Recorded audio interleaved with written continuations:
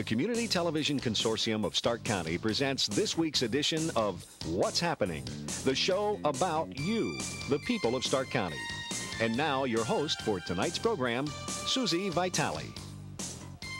Good evening and welcome to another edition of What's Happening in Stark County. I'm Susie Vitale. Our first guest this evening is our good friend Pat Fellman, who's the Communications Director at the MRDD. And that's the Stark County Board of Mental Retardation and Developmental Disabilities. And that's right. Boy, you're getting good at that. I can say that now. Okay. Good job. You're here to talk about a lot of different programs that you have that are available to share with the community. Right, for clubs and organizations, Susie. Now that the calendar has turned over and it's 1995, a lot of the clubs and organizations are looking for interesting programs. And we feel that we have a variety of interesting programs to present.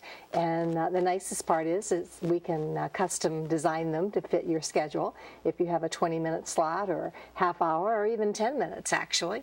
And we do slide presentations, we do just regular talks. One of the things that we love to do and a lot of the clubs enjoy is we invite clubs to come to one of our facilities and actually hold their meeting at our site, and then we give them a tour of the facility, and it's very interesting. It really is. A lot of people want to know what's going on in that great big brick building with no windows. Well, you're talking about Whippledale Center, right? But we're trying this year in particular to also encourage visitations to the other sites. We have 7 facilities all over Stark County, and Whippledale Center, of course, is the newest and the nicest and probably the best known. But we have a lot of other sites that we really want the public to see because these are your tax dollars at work. That's right. Can they come to the schools? They sure can. In fact, we love to have them come to the schools. Becky Stallman, as you know, is the principal at Southgate, and she just can't wait to get people in. She loves to take them on tours and show them the kids in action and what they're learning and the wonderful communication tools that we're using. And the same is true for Pat Miller at Eastgate, the Early Childhood Center.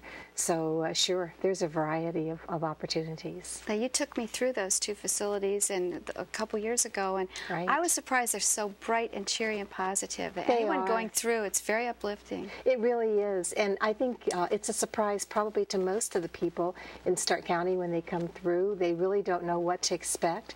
They don't know how wonderful the children are and how wonderful the adults are. I mean, these are human beings with gifts and talents just like you and I have, and they also love to have visitors come in. They're very proud of the work they do, and they love to show off the work that they're doing and the accomplishments that they have. How about Tim Beard? Does he have guests come to the ceramic workshop? Oh, for sure. Tim. We laugh because he's a ham. He loves to perform, doesn't he? But, oh, he does. He's very good at giving tours. And the ceramic shop is particularly interesting because you get to see the ceramics being made from start to finish. And as you know, we have a wide variety of wonderful ceramics. So, yeah, that's a fun event. Okay, now, what kind of organizations can come or groups? Well, we have everything from, in fact, tomorrow we're doing a presentation for a local group of church women, and we have a coterie, or I think it's coterie actually, that's coming in next week, and we have the Junior League who comes in periodically, and so and we do a lot of business groups. We have Rotarians, a lot of Rotary programs that we've done, and Kiwanis and JCs, and so really any group that has a need for some educational, informational type of program. And if you're not a group, if you're a family perhaps, or even one person who wants to know what's going on in those buildings and how their tax dollars are being used, then we encourage you to give us a call, and that number is 477-5200. And we'll be happy to take as few as one and as many as, well, actually there's no limit. We can set up huge tours. Okay, so as well as the tours, you said that you go out and do presentations too. Right, and we'll be happy to book those. That's what we're doing tomorrow. We're going out to one of the local churches and doing a group of church women tomorrow. And then tomorrow afternoon, I'm doing an orientation for a group of nurses. So we do as many of these presentations as we can because we find them to be educational for the community. And we very much want to get the word out. Our theme for this year, and actually we've carried it over into 1995, is learn more about us. And we have so many things going on that we want to give the public an opportunity to learn more about us. Okay, so we've only got about 30 seconds left, but you tailor these programs. If you come out or tours that come in, you tailor these to the group? Right, to the needs of the organization. So all they need to do is call us. They can ask for me. My name is Pat Fellman. And if if they don't remember that name, just tell the receptionist that they want to book an interview or a tour or presentation, and the number again is 477-5200. Okay, and they might want to talk to you too and find out there's so many areas they can go to. That's true. And Tom Season, our superintendent, loves to come out, and he'll do many of these himself. So they can get Tom or really any of our people who work for us. Okay, thanks for coming this evening, Pat. Thanks for having me. Next up, we have Bill Wise from the McKinley Museum. Stay with us.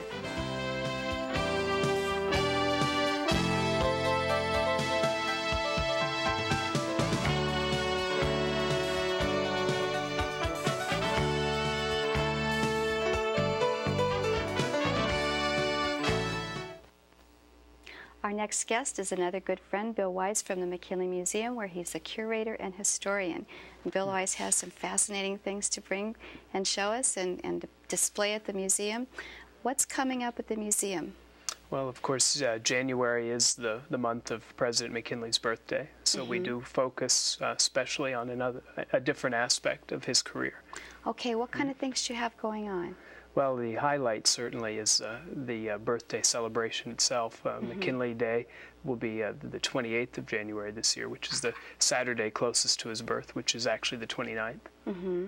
Okay, and do you have different kinds of special activities at the museum? Right. The reason that we do it that day is that actually there's something that's mandated from the federal government in that on or near the birth anniversary of each deceased president, there's a presidential wreath that is laid. So we'll have a general who will come actually representing President Clinton, and we do have the wreath-laying ceremony at the memorial, and that's at 2 o'clock, and that's free and open to the public. Okay, and will that be up at the top of the steps? Yes. Okay, and you can drive there? Yes, which is very important this time of year if we get some bad weather, but there is a driving roadway that takes you up behind the memorial, so we don't have to go up the steps. That's right, because sometimes the steps are closed when it's icy. Right. Okay, so, and then inside the museum? Well, there will be activities throughout the day, and of course one of the highlights is that we do offer a half-price admission for that day, and so we hope to bring a lot of people in. There will be special activities in Discover World throughout the day related to science. In the history area, we'll have our costume docents. We'll be doing pioneer cooking, spinning, and weaving. Great. In fact, we have a Civil War reenactment group coming again, the 8th Ohio Volunteer Infantry, and we'll be cooking Civil War menus for them, including some buffalo stew, I'm told. Oh, great. Okay, now you're going to have a temporary exhibit up too, as well? That's right, for the months actually of January and February, but will be highlighted that day. And that's the title of that is the pen is mightier than the sword, which of course a common phrase that we've all heard, but there was a particular political cartoon done about President McKinley using that theme. And so we've built upon that to actually display several images that we think are very interesting of the president. Okay, you had a whole cart of them over there today you were putting out. Do you want to show us some of these ones? Yes, I did bring a couple with me, one that's more favorable and one that's very negative. And this one, Puck, which was a very common news magazine that was pro-democratic and really didn't like Mr. McKinley very well. And in this image, they're using the George Washington and cherry tree theme, but saying that it was McKinley's legislation in Congress that was cutting off the tree of prosperity. And then the phraseology underneath then says that McKinley responds, "I cannot tell a lie, Grover Cleveland did it," the Democratic president. So you can, as you can see, political cartooning was just as satirical and nasty as it is today. Vicious, right? Yes. Now, was it Puck that did that whole book that you showed me? Oh, no, that was another. That was William Randolph Hearst's publications, and Frederick Opper actually was the cartoonist, and that was another one that was very much anti-McKinley. But there certainly were those in favor. Obviously, he won 2 terms in the White House, and I did bring a really large one. They're really beautiful. There's a lot of detail in all the... there were several of them that were like this. And actually we talked about that in the museum when we were able to come across these, that they really are artwork. They are. Which, not to say that political cartooning today isn't, but when you look at the detail and the color and kinds of things, and this actually was the centerpiece of Judge magazine, which was pro-Republican, and in fact was a publication that had been an early supporter of McKinley in the early 1890s and felt very vindicated when he received the nomination, which this is showing the Republican delegates being pulled by the magnetism of the McKinley candidacy. And there was that other one that showed all the different cartoons that had been favorable to him, Right. that highlighted all those. It was Right. that Yes. was in the corner. From McKinley's time in Congress, Judge had been a publication that supported him very much and saw him as presidential material, maybe before some other national publications. So when he actually received the nomination, they couldn't help but crow a little bit Sure. and say that they'd picked the winner long before. Okay, now people who are coming to the museum need to go upstairs and look for the figures. We've only got 30 seconds left, but you want to really quickly mention the figures? Well, we certainly do now have animatronics, as we call them, but moving, talking President and Ida McKinley, and they're interactive, and they're something that everybody should come to see. When they were speaking the one time, I was with a group of ladies, everyone got so quiet because it was like he was really talking, and they quit after a while because their motion activated. Right, So. right. Okay, if anybody wants information real quick, what's the phone number? 455-7043. Okay, thanks for coming. Well, thanks for having me. Stay with us, we've got more.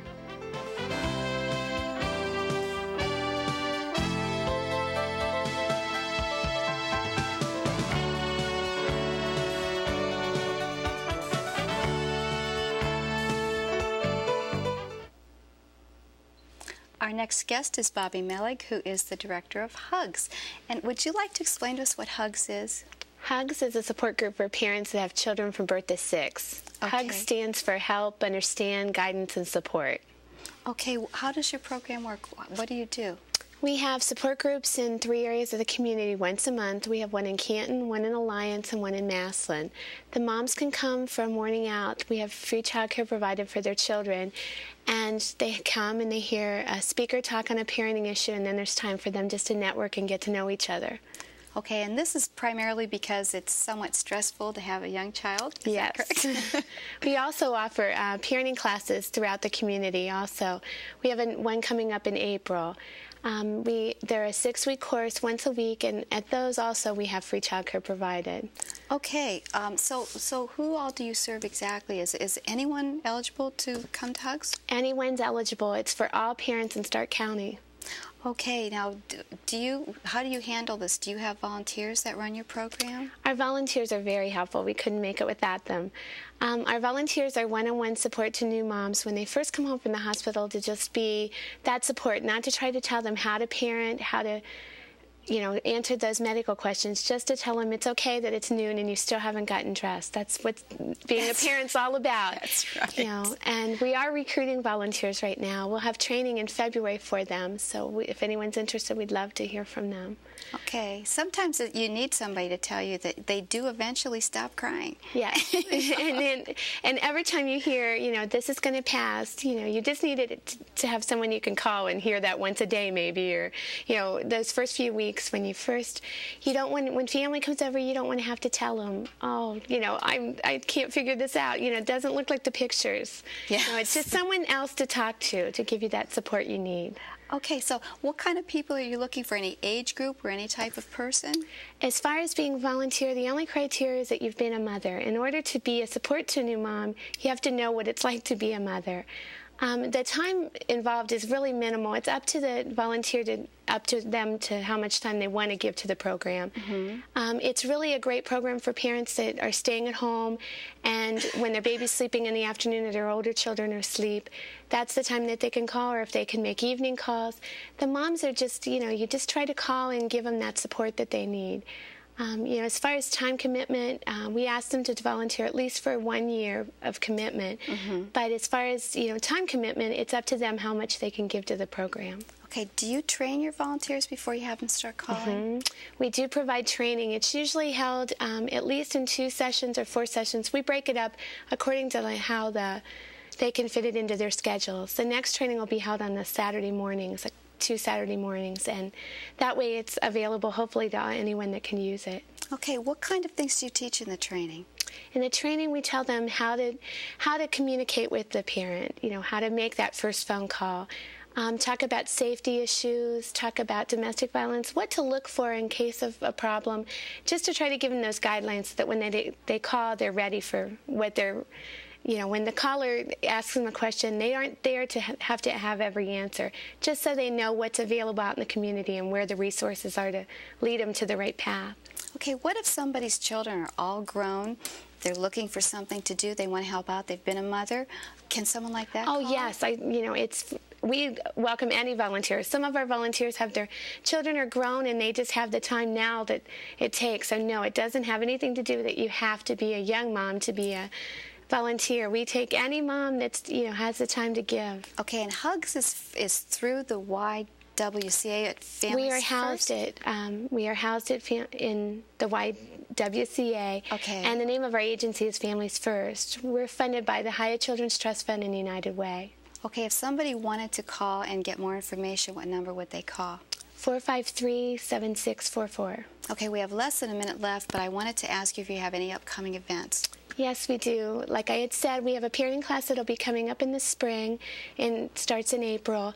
And we also will have an event called Family Together Time. This is an event where they have lots of opportunities to get together for a day and have a family time together. And if they want information, they can look in the local papers and give us a call and we can give them information. Okay, and where again do you have the 3 different groups? Canton, Alliance, and Maslin. Okay, and if people want to call, they call the Y number, which is? 453-7644. And it's easy to remember the name of your agency, Hugs. I like Yes. that. That's a good name. And you're looking for volunteers, but you're also looking for people that might need some encouragement. Right. Okay, thanks for coming this evening. Thank you. Next up, we have Watto. Stay with us.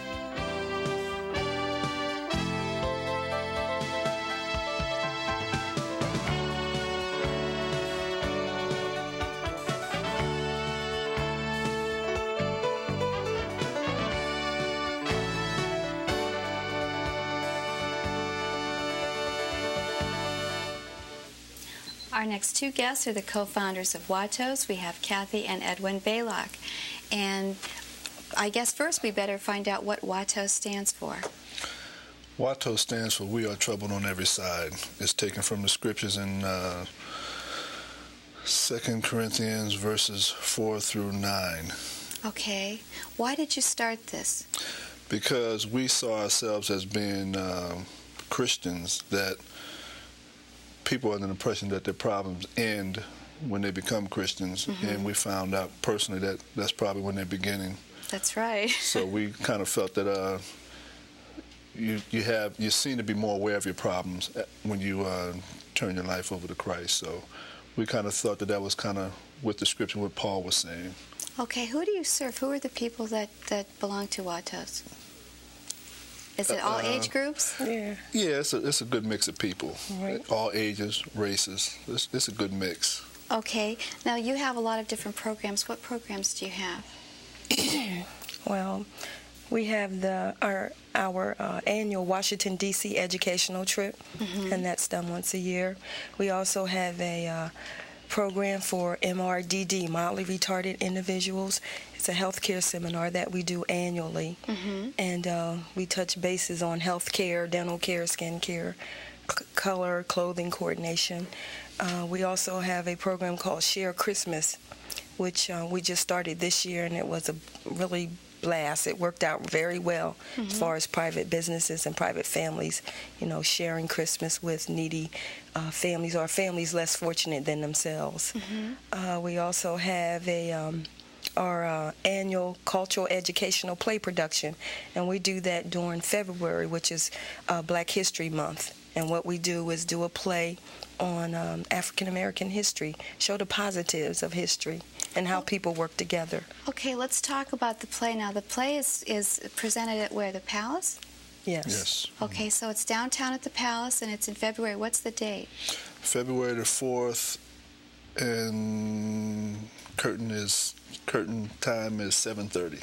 Okay, now who can come to this play, and how do they get tickets, and what's the cost? It's open for the public. It's recommended for teachers, principals, case managers, psychologists, families, everyone. It's a good family play. And the tickets, for ticket information, they can call 588-9262.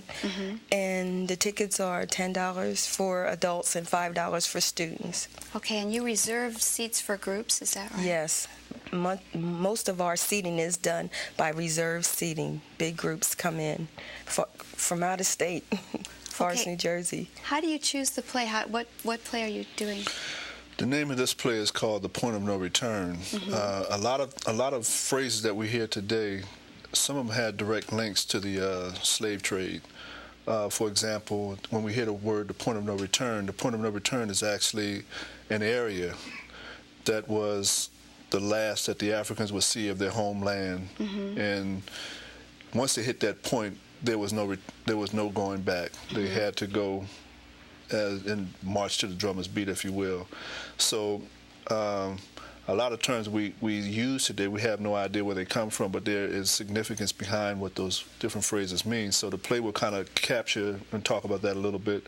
It'll also talk about some other figures who were very instrumental and who were very impacted by the slave trade. One fellow in particular, John Newton.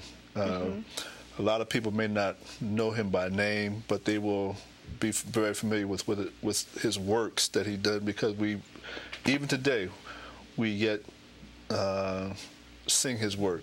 Okay, we've got less than a minute left, believe it or not, but who wrote the play and who acts in the play?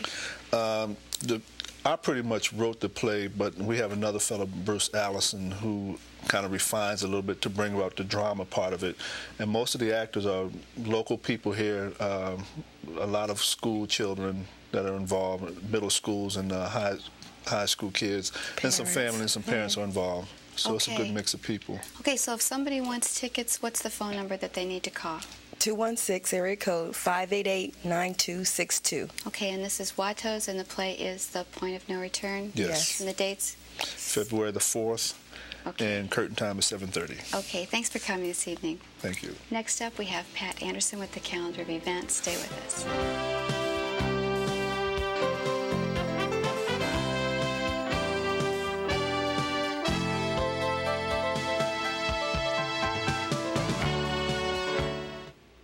Next up is Pat Anderson with the calendar of events. Pat? Thank you, Susie. The Video Camera Club has its regular meeting the third Wednesday of each month starting at 7 o'clock. The meetings are held at the Market Heights Community Church located at 3129 North Market Avenue in Canton. The club is open to anyone who is interested in audio or visual. Dues are $8, and please plan to attend and bring a friend. For more information, you can call 494-1266. Help foster the growth of a child. Learn how to become a foster parent through the Stark County Department of Human Services. For more information, you can call 438-8789. Winter skies at the McKinley Museum Planetarium will be shown through March 29th. Programs will feature the current night skies visible in this area, stars, planets, constellations, and deep sky objects that will be identified and discussed. Programs are Saturday at 2 o'clock and Sundays at 2 and 3 o'clock. For more information, you can call the museum at 455-7043.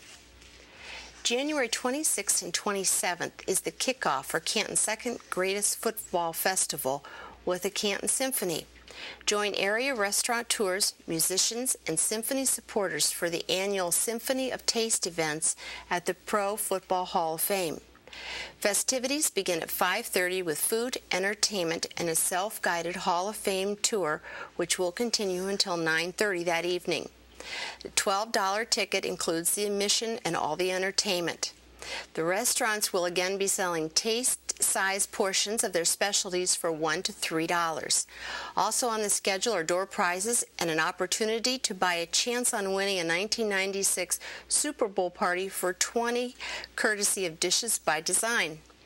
1480 WHBC AM will be on hand for the event play-by-play reports of this benefit, and that is also endorsed by the Tri-County Restaurant Association.